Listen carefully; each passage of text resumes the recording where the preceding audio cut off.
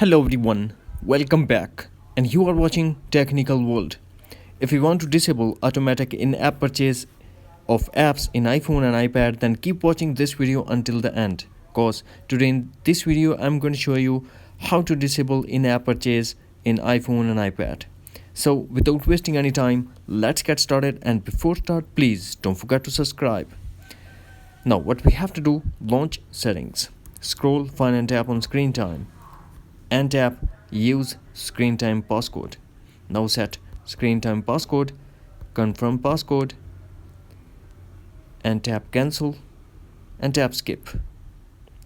Now tap on content and privacy restrictions. Here we have to tap on iTunes and App Store purchases. Put a screen time passcode, and under iTunes and App Store purchases tap in-app purchases and select don't allow. Now go back and select always required. Now go back to content and privacy restrictions and tap allowed apps. Here we have to disable iTunes Store and Bookstore. That's it. With this easy and simple step, you can disable automatic in-app purchase in iPhone and iPad.